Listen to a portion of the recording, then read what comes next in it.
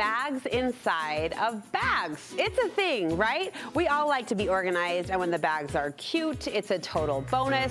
You can never have too many, and today's creative guest is going to teach us how to sew our own. So don't let the concept scare you away. Kristin Baird says it's easier than we think, and if you can sew a straight line, you can make your own zippered pouches. Welcome back, Kristin. Well, hello. So you're making a bold claim to say anyone can do this. So a sewing machine is an obvious tool. Yeah. But we can handle it? Oh, I think so. And you know what? I think you can even do it if you don't stitch straight. What? I know. Like, that's like the main complaint I get. Well, that's the thing. Everybody's like, oh, I can't sew a straight line. And you know what? I can't either.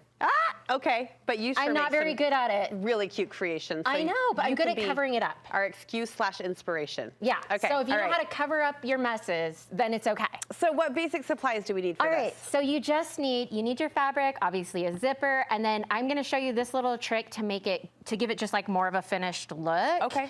It'll also make it a little bit easier to sew. Yeah. And I do have a template online for just your basic zipper pouch, but I feel like once you get started, you'll start seeing like fabrics that you love, but you don't necessarily want to wear, or like if your kids grow out of something, you can turn it into a zipper pouch. You're taking clothes or little pieces. Anything. Like, the world is your oyster. And pouching it. Yes. Okay. Yes. Make it all handmade. Okay. You know? Show us. Will you show us? All right. Absolutely.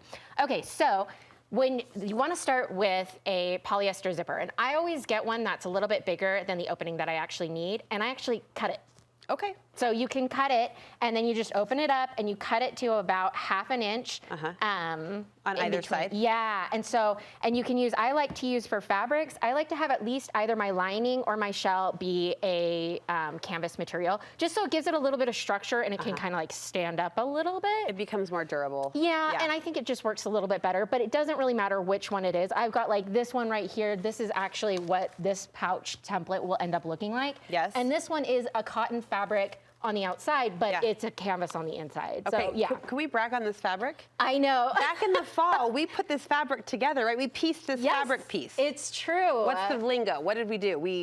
It's quilt as you go. Yeah. Yeah.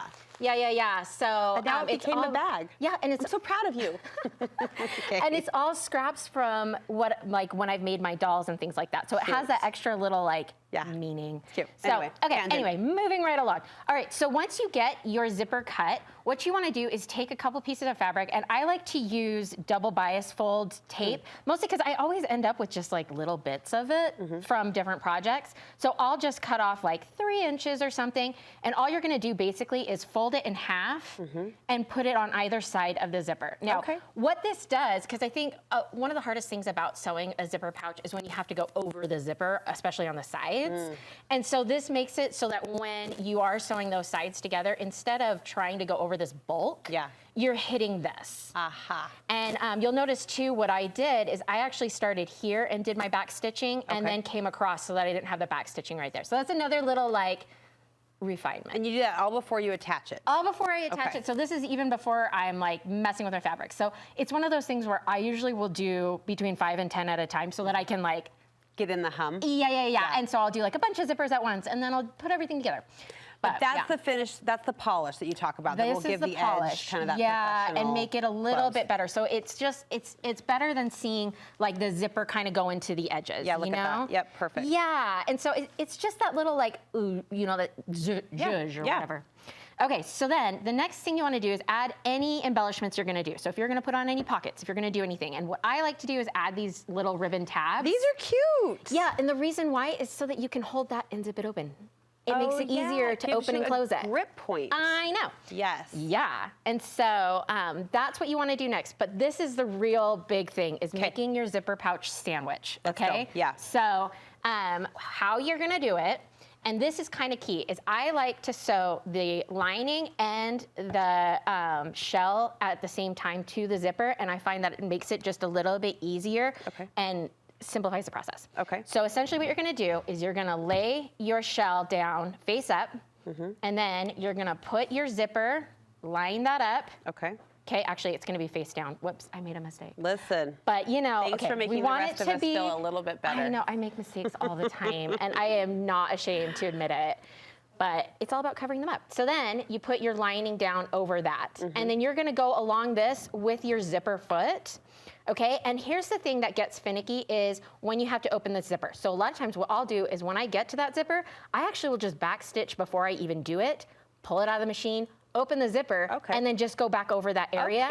And that's how you're gonna get a straight line. Yeah. Yeah, and then how I cover it up, because I am not a perfect sewer. And like, I may have been sewing for most of my life, but I am not a perfect sewer. So what I like to do is actually create what's called a top stitch. So I'll just fold it open, and you can even see, like, it's not perfect, but that's love, right? That's it. Well, that's the handmade touch, and no one really will notice except for the hands that made it. Yeah. So then you want to fold that open, do your top stitch, and then you're basically just going to do the same thing to the other side. Okay. All right. So what you're going to do, put this down face up. Line this up right there, and then put your lining on it, and then you're going to go along that again. Okay, so same thing. So that is your main, like, I feel like that's the main pain point for a lot of people is just getting through that zipper. But if you can just get to the zipper, back stitch, and then open it up. Now the last thing you're gonna wanna do is connect the sides, but before, it's super important that you open the zipper or you won't be able to turn it right side up. Noted, yes. Okay, so then what you're gonna do is just right sides together. Zip, zip. Yep, just like this, and then you're gonna sew around it. And this, I've included some little box pleats, so you'll see you just cover that, and it makes it so it stands up a little bit. These are adorable. So here's the big reveal. Yes.